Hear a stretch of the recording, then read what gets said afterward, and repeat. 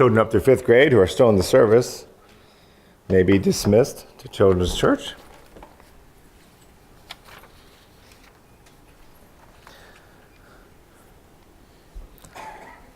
I want to take a moment, and this is a little bit impromptu, to just celebrate our worship time. I really do feel like somehow through the somewhat basket cases that are Mark Bell and Phil Bana, we pulled together an amazing worship service, and then you get the worst basket case of all, giving a message. But I do want to give a shout out to Mark a little bit. He works really hard, and it's very behind the scenes, to try to take all these, what could easily be disparate elements of the service and pull them together into theme. And his worship reading went from everlasting, celebrating how God was from everlasting to everlasting, right into you are the everlasting God. And I know, because I know him, that he works hard to do that. And I think we all benefit from that, though we may not consciously realize that we do. Yes, Mark? Actually, I appreciate that in this case, and this happens a lot. Okay. My eyes just happen to fall. I keep a list of what we use for worship reading. And at the very bottom of the list was that passage. Okay. I'm thinking, wow, I haven't used that in a while. Everlasting to everlasting, and going to everlasting God did not occur to me until it was on the platform. That's the Holy Spirit. Well, I do know that he works hard to pull it all together, but I will mention a saying. This guy is speaking, and he's speaking here. Yes, he's speaking here, and here's how I pull it all together to a lot of people. We work really hard to build an altar in one place, and then God sends fire down in another. And we think, what? He's actually honoring your effort, but also sending his brilliant message that you're not as smart as you think you are. Okay? So I would view this as a perfect example of that. Mark does work really hard to build an altar. And then God sends fire down in another place, but that doesn't mean God isn't honoring Mark's work. He's just letting Mark know he's not that smart. So,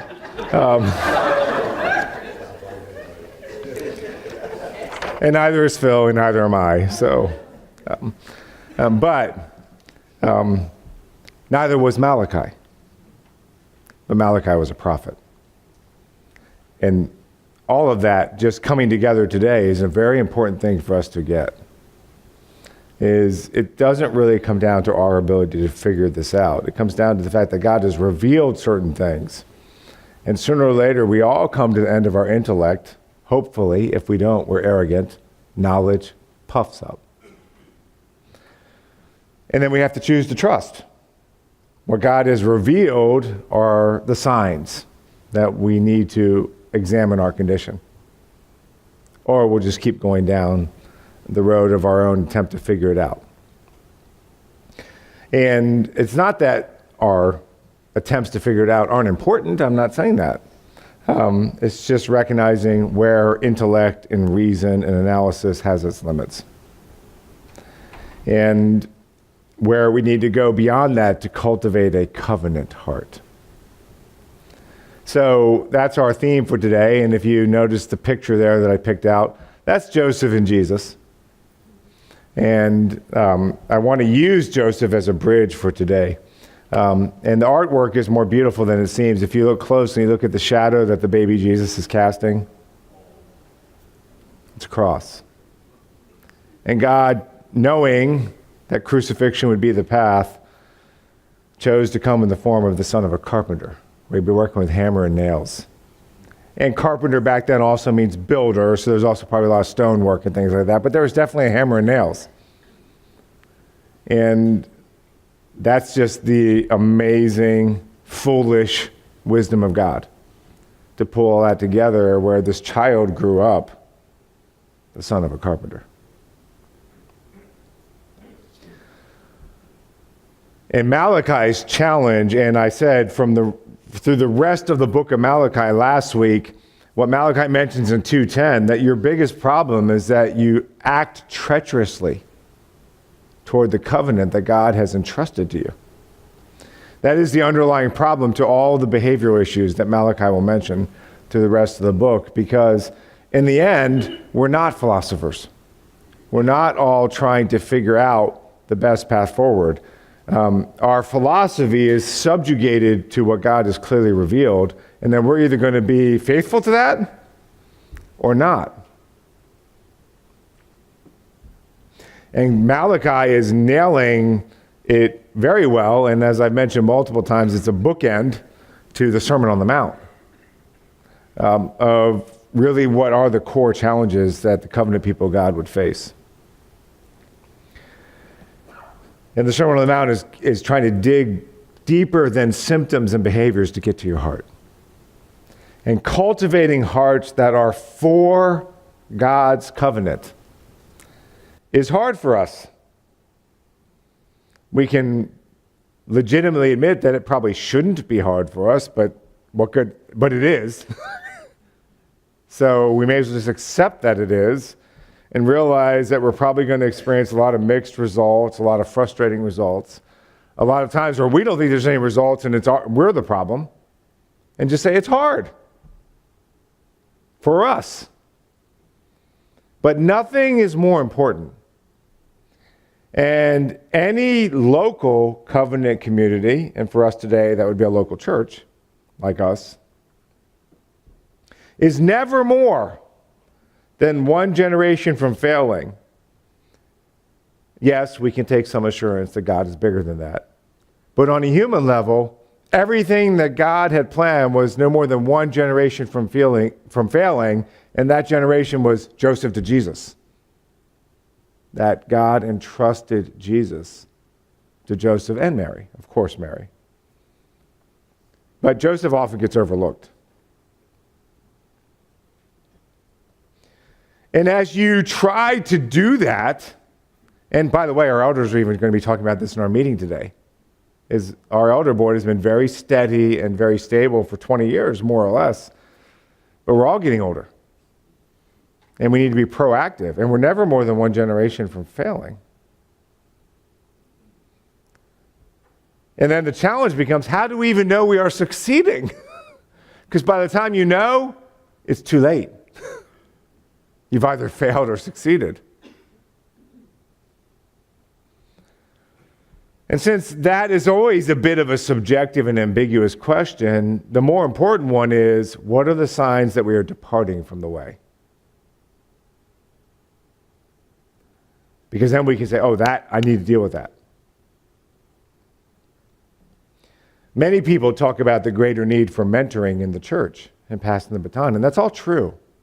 But when you really dig into the information, do you know what the key to mentoring is?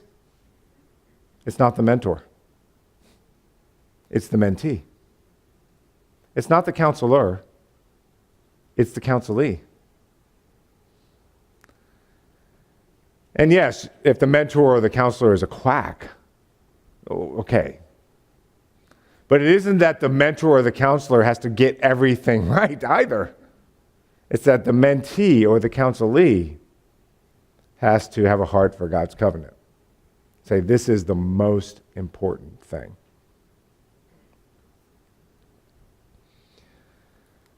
But as we evaluate that, it is important to recognize what are some signs that we are departing from the way. And I want to start today, as we look at that, by empathizing with something. Because if we don't empathize, our systemizing is always going to be flawed. In fact, and without getting into all the technical details, if you have a deficiency in empathizing, you will rely on your system to interact with the world. And that's already a problem.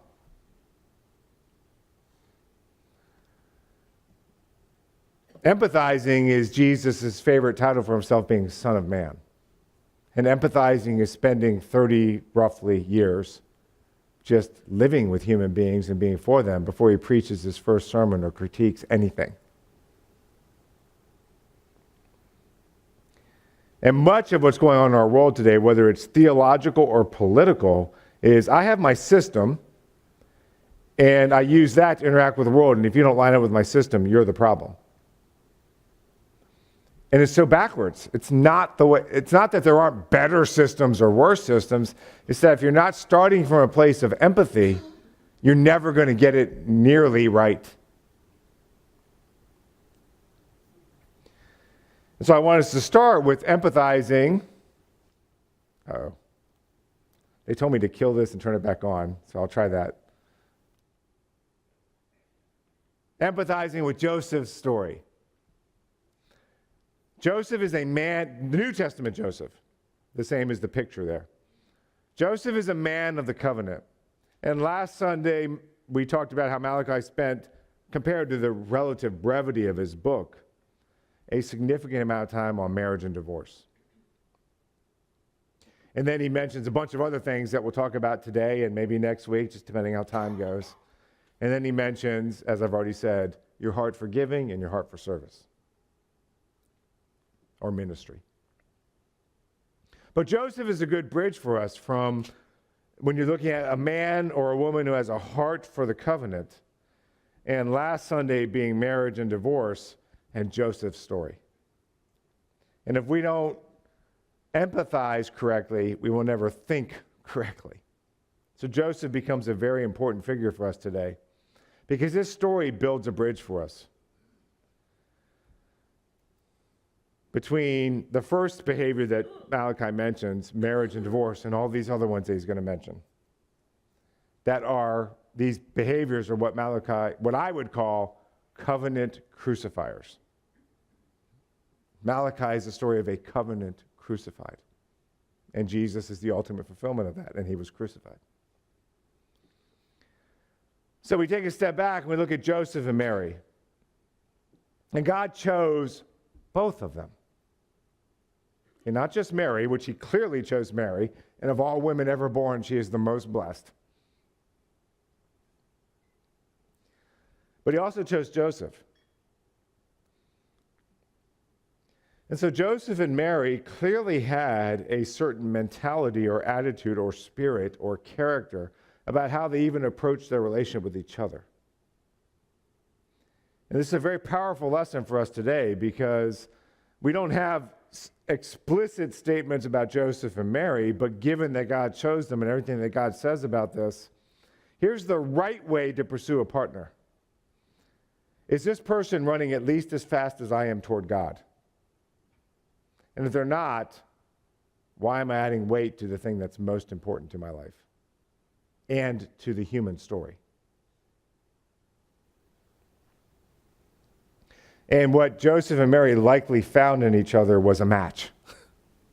That they were apparently, now we're talking about from Joseph's perspective, from everything he could see, Mary was this young woman, and it's possible that Joseph had been married before and his wife had died and he had other children. There's a lot of different theories about Jesus' brothers and sisters that I don't want to get sidetracked on today. But whatever that is, Joseph was looking at Mary as someone who was as passionate about being obedient to the covenant he was under as he was. And he believed that Mary was that woman. And so he was willing to dare to marry. And it is a dare. And so he did what a devout Jewish man of that day would do. He betrothed himself to her. He totally committed himself to her. Much stronger than our modern engagement, but that's probably the closest parallel we have. And he's happy. You know, who of us doesn't remember, if you've ever been married or gone through that process, how energetic that made you feel, how focused that made you. And Joseph's riding that. And then he finds out that Mary is pregnant. And he hasn't touched her. You don't have to be a modern OB-GYN to realize that's a problem. And everything he would have felt, the abandonment, the betrayal, his hopes must have been so high. And then to think about how that would create self-doubt. I thought this person, everything I could discern was that this person was passionate about the covenant. And they're not. And everything that must have created in Joseph. But here's the bottom line. He still loved her.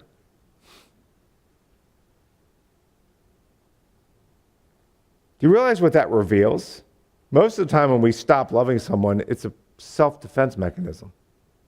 And Joseph had the character and the courage and the pain threshold, emotionally speaking, to not shut down his emotions. Most of the time we shut down our emotions, we're just defending ourselves. But Joseph had a heart after God. And God's heart doesn't shut down like that. But it's also not naive. Clearly, God's not naive. So Joseph's like, well, that's a really bad sign. I probably shouldn't go ahead and marry her. I would encourage you to take the exact same approach if you're engaged to somebody and you find out they're pregnant and you didn't do it. That's probably a really big sign that you shouldn't go ahead and marry the person. Or, obviously, if it's the husband, he's not going to be pregnant. But if you find out that they've been cheating on you in the engagement period, that would be a really good sign that you shouldn't go full steam ahead. But he still loved her. And what you find in Joseph is the battle for every male. Because every male of our species is called by God to be one of three P's. A protector. He's called by God to be a protector. And if he doesn't do that, he'll be one of the other two P's. He's not called by God to do the other two. I didn't say that rightly. He's called by God to be a protector. Love always protects. And if he doesn't do that, he will become passive or a predator. And if he doesn't quite become a predator, he'll become a prosecutor. Who's the ultimate prosecutor in the court of God? Satan. It doesn't mean prosecuting attorneys have no legitimate role in our society. I'm not saying that.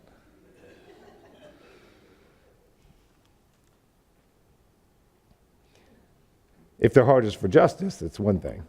If their heart is to find blame so they can justify themselves, or make $1 million, or secure a political office, that's a different thing. We know which one of those Satan is. He doesn't have a heart for justice. He's trying to score a victory for himself, or gain a lot of territory, or increase his power.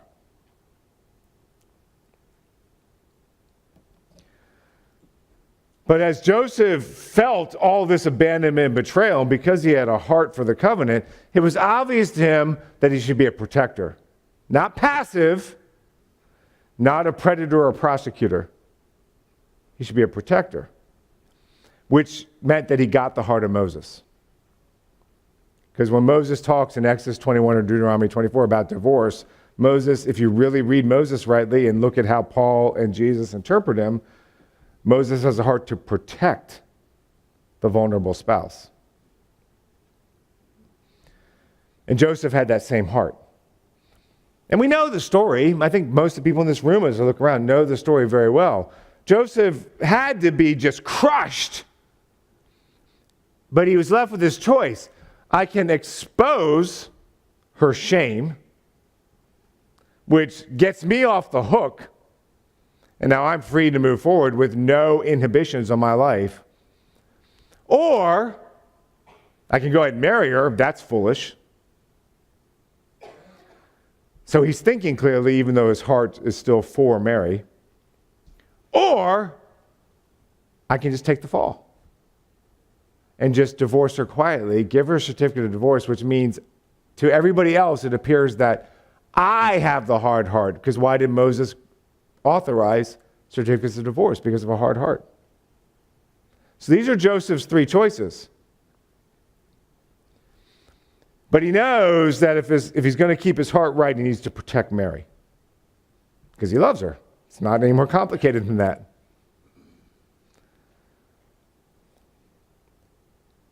And this shows you how much Joseph was like Jesus and why God picked Joseph. because Joseph took the fall for his betrothed, which is exactly what Jesus does for the church. He said, I'll just divorce her quietly, which makes it look like I have the hard heart. Joseph is not God. He's not Jesus. He can't solve Mary's problem, but he can use whatever power he has to protect her. Is exactly what he does, which shows a tremendous humility because he is willing to take the fall and be viewed, be scapegoated as shameful and wrong. Contrast that with the Pharisees of his day, who scapegoated everybody else. Joseph didn't need to convince everybody else that he was innocent. He knew it goes deeper than that. I need to protect the one I love. And if people view me as the hard-hearted one, oh well. That's not really a difficult choice for him. But see, that was Joseph left to his own reason. And then God gave a revelation. Joseph, Mary's actually telling the truth. This is not some crazy story to explain an illegitimate pregnancy. It's actually true. So imagine the relief that he felt when he found out Mary wasn't lying, because he loved her. Just empathize with that. Let yourself feel all of that. It's like, wow, that's awesome. What a relief.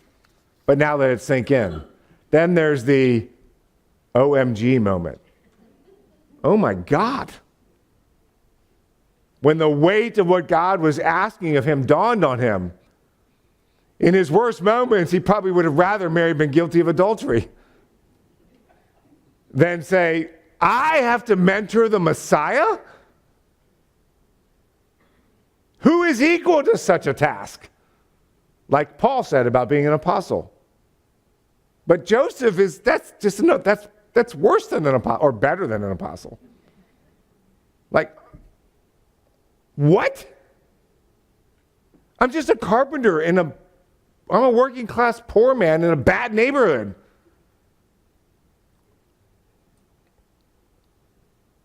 And then you would have the sense of what Malachi rightly calls the fear of the Lord, which is better understood as awe.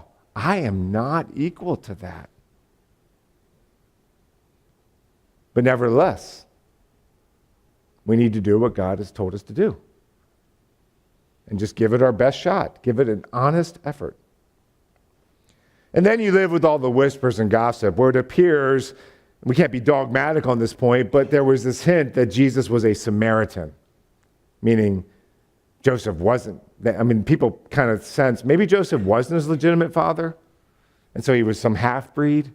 And you've got all kinds of crazy, liberal in the theological sense, theories about how that might have been true. And it's just absurd. But he had to live with that his whole life. And even when Jesus was ministering, they said, aren't we right in saying you're a Samaritan? And worse, you're demonized. And so he had to live with those whispers his whole life. But he was a man who didn't get caught up in that. He practiced justice. He loved mercy. And he kept his ego out of it. He walked humbly. And as best as we can tell, he died while Jesus was still very young. That's why he's not around in the gospel accounts. But he was still entrusted with mentoring Christ. And we're trying to cultivate a covenant heart. And the New Testament Joseph is a classic example of someone who got the covenant. And we often overlook him. But if we don't really understand and empathize with his story, we're not going to do the other things we need to do well. Like Joseph did them well, which is judge, trust, and discern.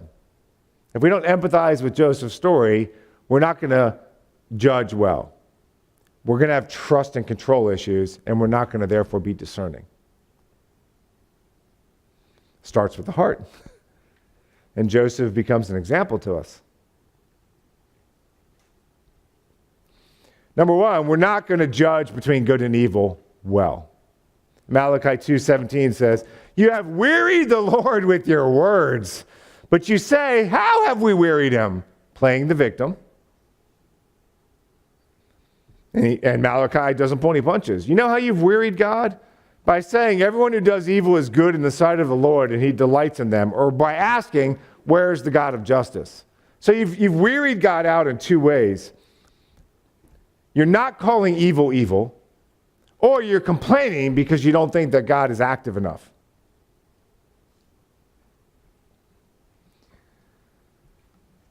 And this refusal to just step up and say, that's wrong, that's right, but to do it with an empathetic heart, like Joseph did. And the refusal to just say, okay, when God came to this earth, how did it end for him? He got crucified. So why am I thinking that somehow God would alter the whole world to make me more comfortable? How is that really the heart of God? Is that how he treated himself when he came into this world? So, look, even in the book of Revelation, you have souls in heaven who are saying basically, where's the God of justice? God understands those feelings. When Jesus is on the cross, he says, why have you abandoned me? Where is the God of justice? So those feelings are not automatically wrong. God himself in human form felt them. But when you use them as an excuse to stop serving, to stop giving, to stop trying to make a difference, you are wearying God.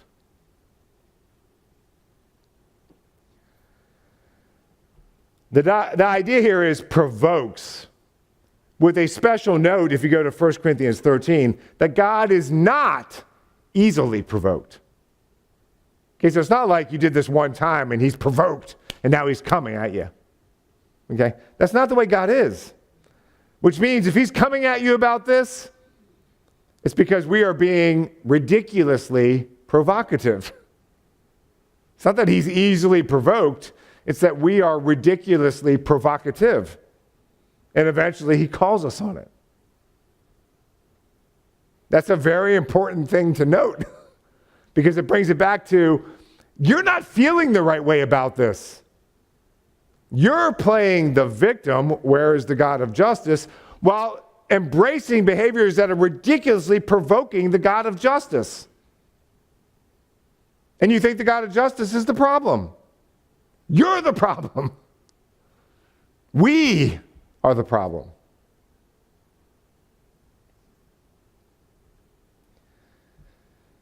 And our big problem is we don't trust.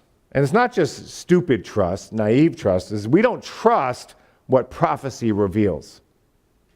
In the end, when push comes to shove, it's the same mistake Adam and Eve did in Eden. Is I will trust my own sense of what is good and what is evil rather than trust what God has revealed. And we can never escape that. Sooner or later, whatever the particulars of your life, you will be brought to that choice. Where you're going to trust your own reasoning about it or what God has revealed. And so as Malachi talks about, you guys are ridiculously provocative, but you're asking, where is the God of justice? While you are ridiculously provoking the God of justice. Do you realize how self-righteous that makes you? Remember, the fulfillment of Malachi is our gospel accounts and the Pharisees.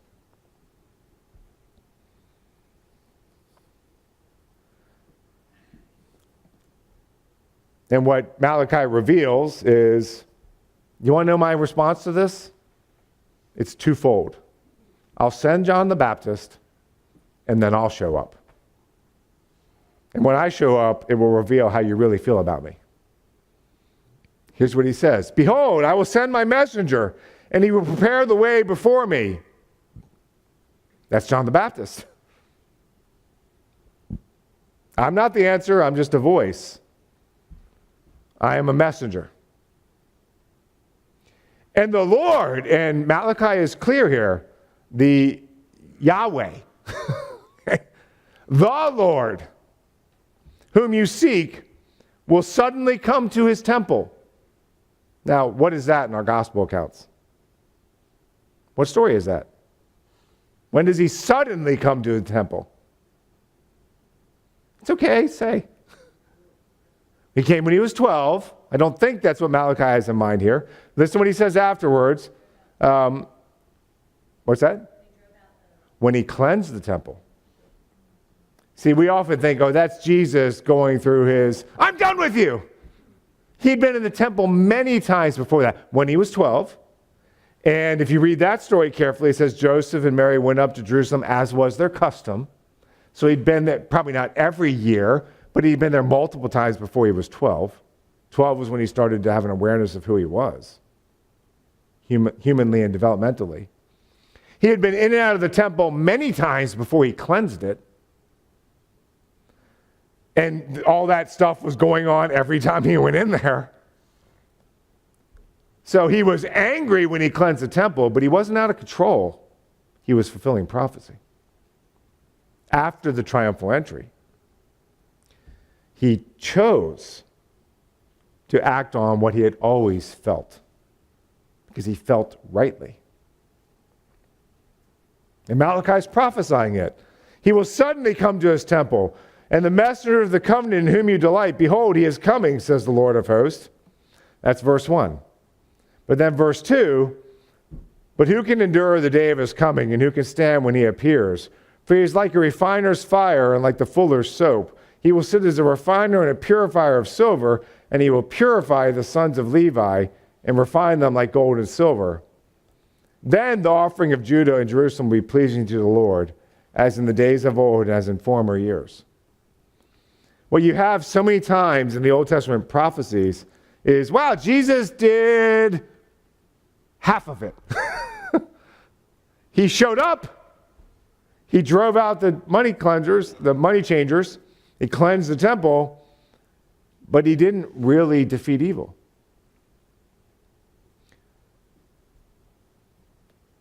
And here's where we have to trust what prophecy reveals, not reasons. It's not that reason isn't important. We use our reason to study the text, to study history, to study culture, and to study whether or not the prophecy has been fulfilled. But it is important, it is essential to note that God transcends these things. We cannot escape the need to trust God's revelation above our own reason. Chapter 3, verse 1 is John the Baptist and Jesus, but chapter 3, verses 2 through 4 hasn't happened yet. There's this big gap. A gap that the Old Testament prophets didn't clearly see, but Isaiah 61 mentions it. When Jesus began his earthly ministry, he opened the scroll to Isaiah. He read the first half of the prophecy and not the second half. He stopped between what we now call verses, but it's a singular thought in the Greek, to say, I have come to proclaim the acceptable year of the Lord's favor and all these other wonderful things, and the day of vengeance of our God. But he doesn't read that part. He reads the acceptable day of the Lord's favor, and he rolls up the scroll and sits down and says, today this has been fulfilled in your hearing. Daniel 9 talks about it, that gap between what we call Daniel's 69th and 70th week, where Daniel didn't seem to see it, Isaiah didn't seem to see it, but when you look at the New Testament, Jesus and the apostles, they're like, oh, and Jesus teaches parables, saying, oh, the king came, gave all these commands, but then went away on a long journey. What's his long journey? He tells us in John 14, I'm going to prepare a place for you. It's what you can call a grace gap. And that's where you and I all find ourselves today, is in this grace gap where God is saying, will you earnestly contend for the faith, the covenant I have entrusted to you? Will you do that?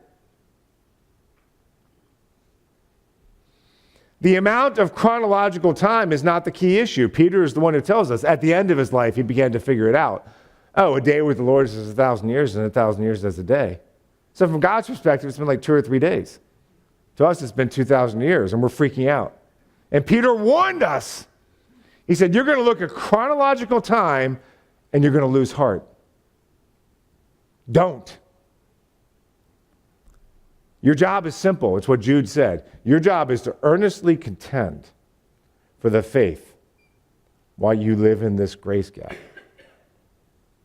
The key issue, just like in Malachi's day, is our faithfulness to the covenant we are living under. And if we're going to be faithful and trust what prophecy reveals, then we have to discern signs of growing evil. And we won't cover all these today. I didn't really think we would, though I prepared to. Because Malachi gives 7. Bam, bam, bam, bam, bam, bam. And if I did that and gave you all 7 of them, you would leave and I'd be preaching to an empty room. And it would be your problem. No, it would be my problem. But we're not going to like these signs when you really look at them and then look at what's going on in our culture today and our challenge to contend for the faith. The first sign, discern signs of growing evil. Number 1, sorcery. Here's what he says. Verse 5. Then I will draw near to you for judgment. I will be a swift witness against the sorcerers. Like, okay, sorcery. Isn't that just like superstition? No. It is not. But for us to understand it in our naturalistic, so-called scientific age, I have to unpack it a little bit. The idea of, okay, so what you have for us in our grace gap age is the New Testament's written in Greek. The Old Testament's written in Hebrew mostly, some Aramaic. And then you have how the Hebrew people themselves translated it. And the apostles tended to quote from that Greek translation. So when you hear this idea of sorcery, you're like, well, what did that mean to the Hebrew people? And how did they communicate that to the Greek-speaking world of our New Testament? And what does that mean for us today? That's kind of how you try to understand it. So the root for sorcery in the Hebrew is the same root for serpent in the Garden of Eden. Spellcaster. And that strongly implies that there's very much a demonic element to this, which we don't like to talk about today. That Satan's ultimately behind this. He whispers things. That's the idea. He whispers things that take what God has said, but just subtly twist it to get you in a place that's totally different from where God wants you. The serpent cast the first spell on humanity, and he did it to alter our awareness, our consciousness, the way that we interpret life. When you take that and you build on it to understand our New Testament sense of sorcery, in Greek, the word is the same root for our modern word pharmacy. Now, don't misunderstand me. I'm not saying that pharmaceutical drugs are bad if you take them under the advice and consent of your doctor, who's the most educated to understand the proper balance. But when you take this combination of someone who is whispering, and it's demonic, a view of reality that is not consistent with what God has said is true or real, and then you add to that drugs to help me alter my consciousness so I can supposedly get this deeper understanding, that is sorcery. And it's rampant today. It is rampant. The combination represents an attempt to alter our consciousness through a false view of reality and the use of mind-altering drugs. In our modern world, we would not typically use the word sorcery because it implies all this superstition. But, biblically speaking, sorcery is in fact rampantly on the rise again, sometimes openly. Look at things that Italy is dealing with voodoo immigrants and the sex trade and sex trafficking, as one example. Google it. I read a book called Stealing Fire, which is borrowing off the Prometheus myth. in the amount of money that we are spending, whether legally through the medical profession or illegally, to alter our consciousness because we think that that gives us a better connection with reality. In many different ways, it's absurd. And by the way, the book I'm reading is advocating for it. See, that's what I do. I read these books that are like, oh, so what's the best argument for this? And then I try to look at it biblically, and I'm like, oh, we're in trouble. We are in trouble. When you look at that and you combine it with the calls from within Christendom, and it's usually more high church, especially Roman Catholic, that we have a stunning shortage in today's world of exorcists. Because, and okay, I'm not this diehard fan of the Roman Catholic Church, but I also don't think we should just say Roman Catholic bad. Okay, when you look at how the Roman Catholic Church deals with exorcism, there's other areas where they're obviously trying to deal with some things. But when you look at how the Roman Catholic Church deals with exorcism, they are not flippant about it. They require a psychiatric evaluation. They require often someone related to social work to be involved, often police officers. And all these different people come through, and when they see manifestations, like none of that can be explained by merely human evil. Then they'll say, oh boy, we have a problem. And these kinds of high church and highly intellectual approaches are crying out that in the Western world, we have a tragic inability to deal with this problem. Sorcery is on the rise. And we're not even admitting it. We don't even want to engage in that, partly because we're just afraid, partly because we're not hearts for the covenant. We don't want to call it what it is. Because if we did, both sides would ridicule us, politically speaking. And all of us have our preference for which side we want to give us props so that we feel better about ourselves. That's not the call of the people of God. The call of the people of God is to discern the signs of growing evil and say it.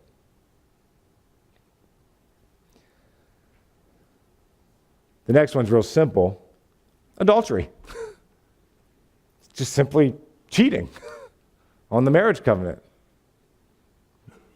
So the sorcery ones are more scary to us, but we're so desensitized to the adultery one that we're like, well, everybody does that. And Malachi's like, so? Does that make it okay? No, it's not okay. This is a sign of catastrophic evil. Just like sorcery. How many of us feel like cheating on my spouse is as bad as engaging in sorcery? We probably don't feel that way. But they both crucify the covenant. The last one I'll just quickly end with today is perjury. Abby, that's hilarious. Malachi says, it's hard to even talk about it. Against those who swear falsely, I will testify against those who swear falsely. Perjury. The idea here emphasizes lying while under oath and even invoking God's name while you're doing it. Many consider lying to be the epidemic of our age. But there's two things that feed it. And one is a rampant narcissism. So we have to validate ourselves. Therefore, we don't even realize we're lying. We do on some deep level. But on a more shallow level, we're just like, I will embrace whatever narrative feels, props up my concept of me as I'm on the right side. The other, and this is related to narcissism, is we are so convinced that our basic perspective is so obviously right that we do not entertain any other perspectives. We just look for one that validates us. And these two issues run together. So much so that we will lie under oath and not even admit to ourselves that we're lying. Whereas Paul says, don't you realize you have to love the truth in order to be saved? So these are 3 out of 7. When you start looking at the others he mentions, Malachi will touch on our immigrant problem and how we're sorting through that. Not that we can easily take things that Malachi says and apply them to situations with our southern border today, but they are relevant. And we would all do well as covenant people of God to try to understand what Malachi and Moses say about it, and then try to figure out how does that apply today, so that we're not just relying on our reason or our political biases, but what God has revealed. Because how we deal with these kinds of issues are signs of whether we are really people with a heart for God's covenant or whether we're going to listen to the serpent's spell. But we'll pick up on those next week. Discern signs of growing evil. For today, sorcery, in all the ways that I explained it, adultery, and perjury. Perjury, by the way, one more comment on that, would include today what we call plagiarism. Okay. And the plagiarism is rampant. Sherry's in the education field. How rampant is plagiarism? It's horrible. Even in Christian circles. So how much do we have a heart for God's covenant? Sorcery, adultery, perjury. Are they rampant today? Are they rampant in the church? How healthy are we? Are we willing to hear what the prophet says? Let's pray. Father, I thank you for this day and this time. I pray that you would help us to be people like Joseph with a heart for your covenant, no matter how that makes the world look at us. I pray these things in Jesus' name. Amen.